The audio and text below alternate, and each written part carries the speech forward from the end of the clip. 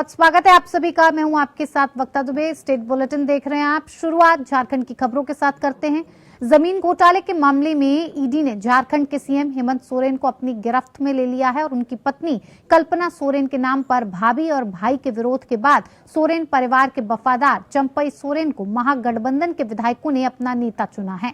हेमंत सोरेन की जगह अब चंपई झारखंड के नए चीफ मिनिस्टर होंगे। झारखंड टाइगर के नाम से मशहूर चंपई सोरेन को शिबू सोरेन का हनुमान कहा जाता है। सरायकेला से इन्होंने 6 बार विधानसभा का चुनाव जीता है। 1991 से 2019 के बीच ये केवल एक बार साल 2000 में चुनाव हारे हैं। 2005 के बाद से ये लगातार सरायकेला से विधानसभा का चुनाव जीतते आ रहे हैं। हेमंत सोरेन जब पहली बार सीएम बने थे तब इन्हें खाद्य आपूर्ति और साइंस एंड टेक्नोलॉजी मिनिस्टर बनाया गया था।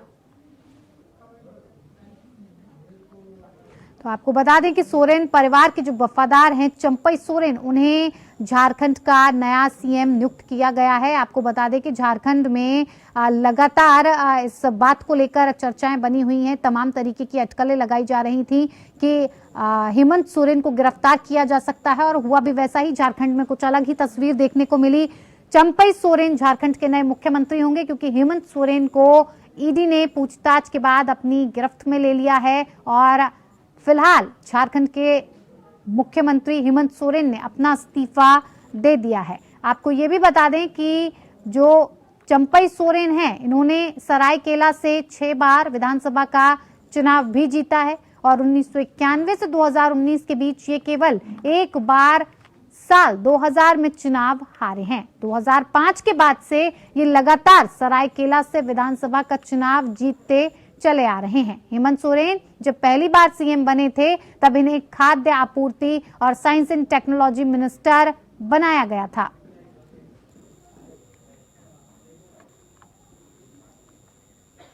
भाजपा प्रदेश कार्यालय में ज्वाइनिंग कमेटी की प्रदेश स्तरीय बैठक आयोजित की गई। इस बैठक में कमेटी के संयोजक रविंद्र राय, प्रदेश अध्यक्ष बाबूलाल मरांडी, विधायक विरुंची नारायण सहित भाजपा के कई पदाधिकारी शामिल हुए। संयोजक रविंद्र राय ने कहा कि देश भर में लोगों ने भाजपा के प्रति विश्वास जगाया है। मोदी जी के कार्यों का असर घर घर में हुआ है। उन्हें पार्टी से जोड़ने के लिए हम लोग अभियान चलाएंगे। मतदान केंद्र से लेकर प्रदेश स्तर तक ऐसे लोगों को पार्टी से जोड़ने का कार्य करेंगे।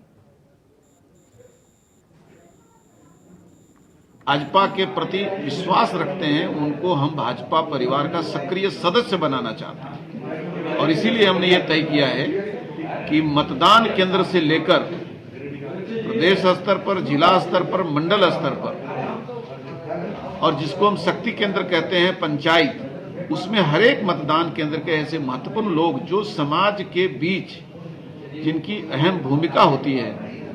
आज स्वयं सहायता समूह संचालित करने वाली बहनें हैं, बहुत से ऐसे सार्वजनिक कार्यक्रम कराने वाले समूह हैं, वो सब हमारे आने वाले दिनों में कार्यक्रमों में जुड़ते रहे। तो उनको बीजेपी परिवार का सक्रिय सहभागी बनाना हमारा मुख्य उद्देश्य है और हम ये जो चाहते हैं कि जो आज माहौल बना है वो लहर के रूप में पूरे समाज में दिखाई दे और राजनीतिक रूप से कोई चूक किसी भी स्तर पर नहीं हो। आगे आने वाले दिनों में फिर से नरेंद्र भाई मोदी जी को फिर से एक बार प्रधानमंत्री बनाना और झारखंड में भी फिर से भारतीय जनता पार्टी के नेतृत्व वाली सरकार बनाने के लिए एक बड़ा अभियान की शुरुआत हुई। इधर शहर में बेखौफ अपराधियों ने दिन दहाड़े मकान में घुसकर तेज धार हथियार से गोदकर एक युवक की हत्या कर दी है। घटना मंगलवार दिन के 3:30 बजे पुलिस मुख्यालय से महज 300-400 मीटर की दूरी नदिया कोट रोड की है, जहां सचिव उरांव अपनी दूसरी पत्नी के साथ अपने मकान में सो रहे थे। तभी नकाबपोश 2 अपराधी घर में घुस गए और सचिव उरांव की पेट में ताबड़तोड़ चाकू गोदने लगे। मौके पर उसकी पत्नी सरिता उरांव ने शोर मचाया और अपराधी भाग निकले। बताया जाता है कि पत्नी शोर मचाती रही लेकिन मदद के लिए कोई आगे नहीं आया। तभी किसी प्रकार ऑटो में सदर अस्पताल पहुंचाया गया, जहां डॉक्टर्स ने उन्हें मृत घोषित कर दिया। इधर पुलिस मामले की जानकारी पर सदर अस्पताल पहुंची और घटनाओं के सभी बिंदुओं पर कार्रवाई करते हुए सीसीटीवी फुटेज खंगालकर अपराधियों की धरपकड़ में जुट गई है। हालांकि घटना के पीछे जमीन विवाद एवं डबल पत्नी होने की बात बताई जा रही है। और हम लोग दोनों जन सोए हुए थे। उसके बाद जाते हैं 2 जन आया और घुसा। उसके बाद क्या कहते हैं, ऐसे करके हम लोग दरवाज़ा बंद किए थे अपने से। वो लोग ऐसे धक्का मार के ना, मतलब थोड़ा सा कुंडी थोड़ा सा नहीं बंद होता है ढंग से, ऐसे करके धक्का मारा। उसके बाद ना ऐसे करके खोला, फिर उसके बाद घुसा। उसके बाद ना हम मेरे हस्बैंड को बोले तेरा दोस्त लोग आता है काहे नहीं चिल्लाता है, हम लोग रूम में हैं तो नहीं घुसना चाहिए, इसने कह के उसको बोले। फिर वो पेशाब करने के लिए निकला और ना जानते हैं टेबल जगह रखा हुआ तो काहे आवाज़ करने का मुर्खा का कितना मारने लगे। हम भी आ रहे थे, हमको भी बाहर निकलने नहीं दे रहा वो लोग। हाँ, हमको पूरा ऐसे कर गला दबा कैसे कर रहा है। उसके बाद जानते हैं उसके बाद गला दबा कैसे करके कर रहा है। उसके बाद मुँह को ऐसे कर खा दिया। उसके बाद हमको भी चाकू मारने के लिए थी कर रहा था, तो हम चाकू से थी करे। और इधर किशनगंज शहर के सिंघिया चौक स्थित AIMIM कार्यालय में बिहार प्रदेश अध्यक्ष सह विधायक अख्तरुल ईमान की अगुवाई में सदस्यता अभियान चलाया गया। सदस्यता अभियान में आधा दर्जन से अधिक लोगों ने AIMI का दामन थामा और प्रेस वार्ता कर AIMI के बिहार प्रदेश अध्यक्ष सह विधायक अख्तरुल ईमान ने RSS व मुख्यमंत्री नीतीश कुमार पर जमकर निशाना साधते हुए कहा कि मैंने JDU पार्टी के टिकट से 2014 इलेक्शन लड़कर छोड़ दिया था। मुख्यमंत्री पद पर निशाना साधते हुए कहा कि इस शख्स के DNA में RSS है। मुख्यमंत्री कुमार कभी भी सेक्युलर नहीं हो सकते और बीजेपी का एजेंट है। बिहार में RSS को हर गांव और हर घर तक पहुंचाना इसी का काम है, इसीलिए मैं उनके साथ राजनीतिक करियर नहीं कर सकता। और लोगों ने मेरी बात को गलत कहा था, लेकिन मेरी भविष्यवाणी सही हुई कि वो 18 महीने में ही बीजेपी में चले गए। उन्होंने CM नीतीश कुमार पर निशाना साधते हुए ये भी कहा कि नीतीश कुमार पलट कर 9वीं बार पलटी मारी है और पलटने में रिकॉर्ड कायम किया है। श्री ईमान ने ये भी कहा कि CM नीतीश के कारनामे से बिहार सहित देश भर चर्चा में विषय बना हुआ है।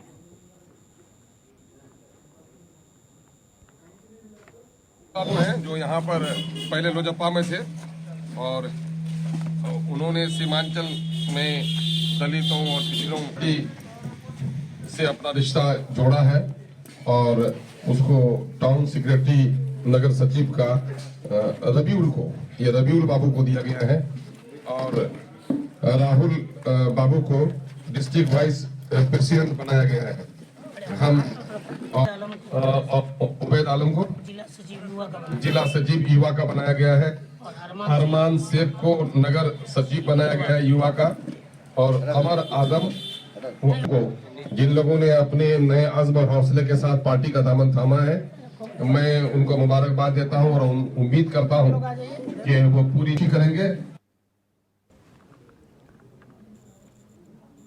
अब खबर छत्तीसगढ़ से। सुकमा बटालियन के साथ देवा ने किया हमला। खेतों में अभी भी पड़े BGL कैंप खोलने का नक्सली कर रहे हैं विरोध। आपको बता दें कि बीते दिन सुकमा में कैंप खोलने का नक्सली विरोध कर रहे थे। तब नक्सली विरोध करने में कामयाब नहीं हुए तो अचानक जवानों पर हमला बोल दिया गया। चौतरफा अत्याधुनिक हथियारों से गोलियां चलने लगी। जंगल से नक्सली BGL दाग रहे थे। बाहर ड्यूटी कर रहे जवानों ने मोर्चा संभाला और जवाबी कार्रवाई करनी भी शुरू कर दी, लेकिन नक्सली कमांडर देवा अपने करीब 300 साथियों के साथ फायरिंग कर रहा था। आखिरकार जवानों ने एंटी माइन व्हीकल के जरिए फायरिंग करनी शुरू की। तब कहीं जाकर नक्सली बैकफुट पर आए। करीब 4 घंटे तक चली मुठभेड़ में 3 जवान शहीद हुए और 15 घायल हुए हैं। वहीं नक्सलियों को बड़ा नुकसान का दावा पुलिस कर रही है। टेकलगुड़ा गांव से करीब 1 किलोमीटर दूर नवीन कैंप स्थापित किया गया, जहां मंगलवार सुबह कोबरा, STF, CRPF और DRG के जवान पहुंचे। कैंप स्थापित करने की तैयारी कर रहे थे और कैंप को सुरक्षा देने के लिए आसपास 1 से 2 किलोमीटर में जवान फैले हुए थे। वहीं टेकलगुड़ा गांव और कैंप के बीच अचानक नक्सलियों ने हमला बोल दिया और इस 4 घंटे की हुई मुठभेड़ में भारी मात्रा में बम दोनों ओर से दागे गए। अत्याधुनिक हथियारों से फायरिंग हुई, जिसमें जवानों व नक्सलियों को नुकसान हुआ है। SP किरण चौहान ने बताया कि महज 1.5 किलोमीटर एरिया में नक्सली घेरने की कोशिश कर रहे थे। जवानों ने सबसे खतरनाक नक्सली बटालियन को भगाने में कामयाबी हासिल की है।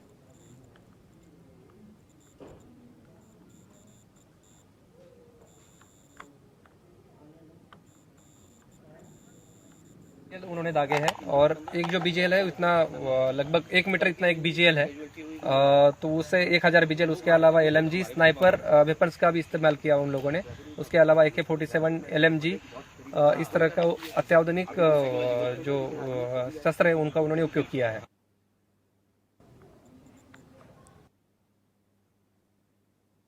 खोलने पर नक्सली विरोध कर रहे थे, आपको बता दें, और इसी को लेकर दोनों तरफ से मुठभेड़ हुई और मुठभेड़ में कई आतंकियों को नुकसान पहुंचाने की भी बात की गई है।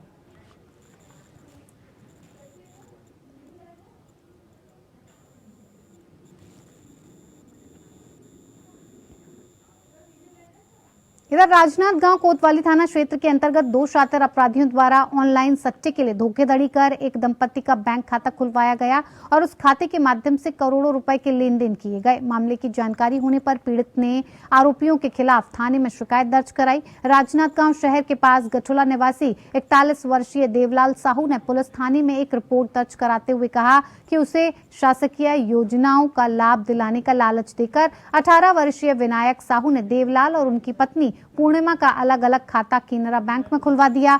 आरोपी द्वारा उनके बैंक खाते में हर माह 1000 रुपए आएगा बोला गया था, लेकिन दोनों बैंक खाते और एटीएम कार्ड को विनायक साहू अपने पास रख लिया और बाद में 2000 रुपए भी दिए। और इस धोखाधड़ी को लेकर मामले का खुलासा तब हुआ जब देवलाल के घर केनरा बैंक के मैनेजर और बेंगलोर के एक बैंक अधिकारी पहुंचे। उन्होंने इन दोनों पति पत्नी के खाते से करोड़ों रुपए के लेन देन होने की जानकारी दी। उनके खाते के माध्यम से अन्य लोगों से धोखाधड़ी की जाने की बात भी बताई गई और जिसके बाद देवलाल साहू ने मामले की सूचना पुलिस को दी। मामले की रिपोर्ट के बाद पुलिस ने विनायक साहू को हिरासत में लेकर पूछताछ की है और आरोपी की तलाश लगातार जारी है। देवलाल साहू एक थाना आकर एक रिपोर्ट दर्ज कराया था कि उसके जो आधार कार्ड को लेकर उसके साथ धोखाधड़ी करते हुए सरकारी योजना का लाभ दिलाने के नाम पर नया अकाउंट खुलवाए गए हैं। बाद में जब प्रार्थी को पता चला उस अकाउंट में बहुत सारे ट्रांजैक्शंस हुए हैं, जिस पर वो अपने उसकी सूचना थाना कोतवाली में लाकर दी, जिसके हम लोग अपराध पंजीबद्ध किए। अपराध पंजीबद्ध करने के बाद जांच में पता चला कि विनायक साहू और शहबाज खान नाम के 2 आरोपी हैं जो फर्जी तरीके से उनके अकाउंट खुलवाए हैं। उनके अकाउंट की जांच करने पर लगभग 2.5 करोड़ रुपए का ट्रांजैक्शन होना पाया भी गया है, जिसकी विस्तृत हम लोग जांच कर रहे हैं। दोनों आरोपियों को फिलहाल इस मामले में गिरफ्तार कर लिए हैं और माननीय न्यायालय पेश किया गया था, जहां से जेल वारंट प्राप्त होने पर जेल रखी। अब प्रथम दृष्टिया ट्रांजैक्शन गलत तरीके से पाए जाने पर और गलत तरीके से खाता खुलवाने के नाम पर ही अभी दोनों आरोपियों के खिलाफ 420-34 का अपराध पंजीबद्ध किए हैं। मामले में अभी विवेचना जारी है। विवेचना में कोई नया तथ्य आएगा तो अग्रिम कार्रवाई की जाएगी। इधर राजनांदगांव के कलेक्ट्रेट कार्यालय के सामने भारत मुक्ति मोर्चा एवं छत्तीसगढ़ मुक्ति मोर्चा के संयुक्त तत्वाधान में ईवीएम हटाओ अभियान के तहत आज हस्ताक्षर अभियान चलाया गया और उस दौरान बैलेट पेपर से चुनाव कराने की मांग करते हुए कलेक्टर के माध्यम से राष्ट्रपति के नाम ज्ञापन सौंपा गया। ईवीएम की जगह पुरानी पद्धति से बैलेट पेपर के माध्यम से चुनाव कराने की मांग करते हुए भारत मुक्ति मोर्चा एवं छत्तीसगढ़ मुक्ति मोर्चा के बैनर तले विभिन्न मजदूर संगठनों के लोगों ने राजनांदगांव कलेक्ट्रेट कार्यालय के सामने हस्ताक्षर अभियान चलाया और इस दौरान ईवीएम हटाओ और देश बचाओ के नारे लगाए गए। इस अवसर पर भारत मुक्ति मोर्चा की जिला अध्यक्ष वंदना मेश्राम ने ये कहा कि ईवीएम से मतदान करने से मतदाता खुश नहीं है। ईवीएम से मतों की हेराफेरी हो रही है। कई देश में ईवीएम से मतदान को बैन कर चुके हैं, लेकिन भारत में ईवीएम से चुनाव हो रहा है, जिसे बंद किया जाना चाहिए। जनता का जो वोट है, जनता को पता होना चाहिए कि हमने जो वोट दिया है तो वो कहाँ पर गया। तो वो वोट की जानकारी हमको नहीं दी जाती। तो निश्चित है कि ये तो पता ही है कि आज जिस टेक्नोलॉजी का मतलब जमाना है, आज हम घर बैठे जो चंद्रमा पर हमारा कोई यान लैंडिंग होता है तो हम घर बैठे कंट्रोल कर सकते हैं। तो निश्चित है कि जो ईवीएम मशीन बनी है उसमें भी चिप लगाकर हम घर बैठे मतलब मशीन को हेराफेरी करके वोटों को अपने अंडर में कर सकते हैं या वोटों का हेराफेरी कर सकते हैं। ये गलत है। जिस प्रकार से जनता चाह रही है कि भाई हमने जो वोट दिया है वो हमको पता होना चाहिए कि हमने किस पार्टी को कितना वोट दिया और उसकी जानकारी जनता को होना चाहिए। यही लोकतंत्र है और इस लोकतंत्र को बचाने के लिए हम चुनाव आयोग से चाहते हैं कि ट्रांसपेरेंट चुनाव हो, मतलब सत्यतापूर्ण चुनाव हो, बैलेट पेपर से चुनाव हो, ईवीएम मशीन को से चुनाव बंद करो। यही हमारी आवाज है। इधर मुख्यमंत्री विष्णुदेव साय ने महानदी भवन में पुलिस और प्रशासन के आला अधिकारियों की हाई लेवल बैठक लेकर राज्य में नक्सल उन्मूलन अभियान की गहन समीक्षा की। बैठक में मुख्यमंत्री ने कहा कि जब से हमारी सरकार आई है, नक्सलवाद के खिलाफ लड़ाई मजबूत हुई है। नक्सलियों के विरुद्ध हमारी पुलिस जवान मजबूती से लड़ाई लड़ रहे हैं। नक्सलियों के खिलाफ अभियान तेज हो रहे हैं, लगातार कैंप स्थापित हो रहे हैं। पिछली सरकार ने नक्सलवाद के खिलाफ गंभीरता से लड़ाई नहीं लड़ी, लेकिन हमारे सुरक्षा बल के जवानों ने माओवादी आतंकियों के खात्मे की कार्यवाही की शुरुआत की है। छत्तीसगढ़ से हम न सिर्फ इन्हें खदेड़ेंगे बल्कि इनका नामो निशान मिटा देंगे, ये हमारी सरकार की प्राथमिकता है। बैठक में मुख्यमंत्री ने अधिकारियों को निर्देश दिए कि सुरक्षा कैंप के आसपास लोगों को बुनियादी सुविधाएं उपलब्ध करवाई जाएं। मुख्यमंत्री सुकमा जिले के जगरगुंडा थाना क्षेत्र के ग्राम टेकलगुड़ेम में 30 जनवरी को नक्सल मुठभेड़ में शहीद हुए जवानों को श्रद्धांजलि देने जगदलपुर गए थे। वहां से लौटकर शाम को मंत्रालय में अधिकारियों की हाई लेवल बैठक लेकर कड़े शब्दों में कहा कि राज्य से नक्सलियों के खात्मे के लिए हमारी सरकार प्रतिबद्ध है और उसके लिए ठोस रणनीति के साथ प्रभावी कार्यवाही की जाए। आज के बैठक में हमारे गृह मंत्री भी थे, सीएस थे, डीजी थे और अधिकारी थे, और उसमें यही तय हुआ कि जो सुरक्षा कैंप अभी लगातार नए नए स्थापित हो रहे हैं, और सुरक्षा कैंप मतलब आसपास के जो गांव हैं, वहाँ के जो लोग हैं, उनको बुनियादी सुविधा उपलब्ध कराना, उनके बसाहट तक रोड बने, उनका पक्का का घर बने, उनके घरों में बिजली पहुँचे, पानी पहुँचे, गैस का सिलेंडर पहुँचे, राशन पहुँचे। मतलब सुरक्षा कैंप स्थापित होने का ये मतलब है। लेकिन शायद नक्सलियों को ये भी मतलब अच्छा नहीं लगता है कि गरीबों के पास सरकार की ये सब सुख सुविधाएं पहुँचे, और इस तरह से सुरक्षा कैंप का लोग विरोध करते हैं। लेकिन हमारे जवान बिल्कुल भी हतोत्साहित नहीं हैं और सरकार पूरी तरह से उनके साथ में है और मजबूती के साथ लड़ाई लड़ेगी। इधर नर्मदा जयंती की तैयारियों को लेकर कलेक्टर सोनिया मीना ने मां नर्मदा के सभी घाटों का निरीक्षण किया और इस दौरान सभी अधिकारियों को समय सीमा से तैयारी पूरी करने के दिशा निर्देश दिए गए। कलेक्टर नर्मदा के घाटों सहित नेहरू पार्क, बस स्टैंड एवं सेठानी घाट स्थित रैनबसेरा, सेठानी घाट और सीवरेज लाइन के कामों का निरीक्षण किया। बस स्टैंड स्थित रैनबसेरा में निरीक्षण के दौरान कलेक्टर ने पलंग की चादरों को पलटकर देखा। गंदी चादरों को देख तुरंत सीएमओ बदलने के लिए निर्देश दिए गए। धुलाई की भी उपयुक्त व्यवस्था करने के निर्देश दिए गए। कलेक्टर सोनिया मीना ने बताया कि नर्मदा जयंती की तैयारियों को लेकर नर्मदा के सभी घाटों का बोट से नर्मदा तट के सभी घाटों का निरीक्षण किया गया। नर्मदा जयंती की सभी तैयारियां समय सीमा से पूर्ण हो और इसके लिए पुख्ता व्यवस्था, सफाई के इंतजाम किए जाएं। नर्मदा जयंती के दिन और एक दिवस पूर्व होने वाले सांस्कृतिक कार्यक्रमों के संबंध में भी मैंने सीएमओ से प्रारंभिक चर्चा की है। हमने संस्कृति विभाग को भी लिखा है कि अच्छे कलाकार और दल हमें उपलब्ध कराएं ताकि अच्छा भव्य कार्यक्रम जैसा पूर्व वर्षों में होता रहा है उसी तरीके से हम इस वर्ष भी आयोजन कर सकें। निरीक्षण में कमियां क्या पाई? हमने कुछ घाटों पर साफ सफाई थोड़ी सी कम पाई, तो वहां पे हमने सीएमओ को निर्देशित किया है कि 2 शिफ्ट में सफाई कर्मचारियों की तैनाती करके सफाई सुनिश्चित कराएं। विवेकानंद घाट पे हमने पाया कि थोड़ी सफाई की स्थिति ठीक नहीं थी। साथ में हमने नेहरू पार्क में जो जिम है वहां पर पाया कि उपकरण बहुत पुराने हैं, तो उसके लिए मुझे बताया गया है कि खेल विभाग द्वारा कुछ क्रय किया गया है, कुछ स्वीकृति। आज सुबह 11 बजे वित्त मंत्री निर्मला सीतारमण ने बजट पेश किया, कई बड़े ऐलान किए और इसके बाद क्या कुछ कह रही है निर्मला सीतारमण प्रेस कॉन्फ्रेंस करके, आपको ये भी दिखाते हैं। You're there to question, we are here to answer. But we set in the process of keeping everything brought on budget and nothing kept aside from it or underneath it. So with that, the budget deficit, fiscal deficit, 5.8%, which is much lower than the 5.9 which was at the BE. Similarly, for the 24-25 budget, we've given 5.1 as the fiscal deficit, so clearly indicating that we are on track to meet the glide path which was set in 2021-22 and that we are well on track to meet the 4.5% fiscal deficit on or below 4.5 even by FY26. If this is the background with which I'm talking and the presentation of the budget happened, I want to very clearly put some things under the heading, if you want to call it that, Disha Nirdeshak Baatein. You must have heard the Honorable Prime Minister speak before the Parliament session, well before the sessions commenced. His usual customary remarks. He said the budget will be presented tomorrow and you will have some Disha Nirdeshak Baatein in it. So, what are those Disha Nirdeshak Baatein? There are about 5 of them I highlight. Social justice as effective and necessary governance model. So it's not just a slogan for us, social justice, we'll have to work for Nyay. No.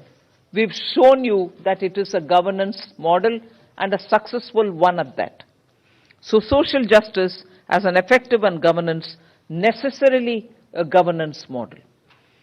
Then 4 major caste groups, as we call it, as Prime Minister has emphasized, the poor, the women, the youth, and the Annadata.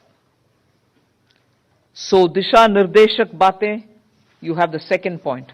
Third, focus on infrastructure. This year, again, massive increases of capex happened in the last 4 years. This year, too, there is 11% increase, resulting in a very recallable number, 11,11,111 crores. So continuing the trend of the last 4 years, where capital expenditure has been the route, one for revival earlier from COVID, and now for sustained growth towards Amritkal, towards the Vikasit Bharat goal. Fourth is the using of technology as a huge opportunity. DPI as almost a new factor of production. So it is actually bringing in the value addition to the economy.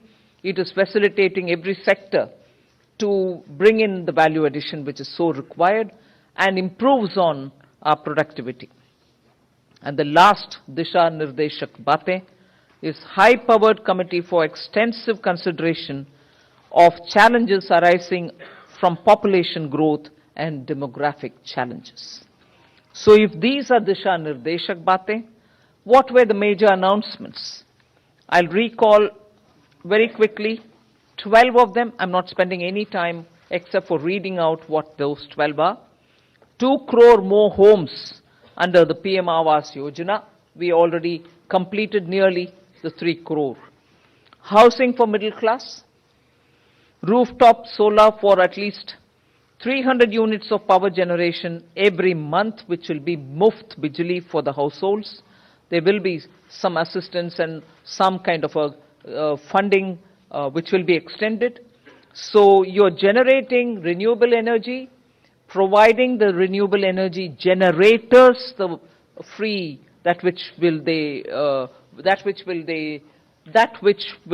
they would want to use, and over and above that, the surplus that they produce can be used for selling and earning money out of it.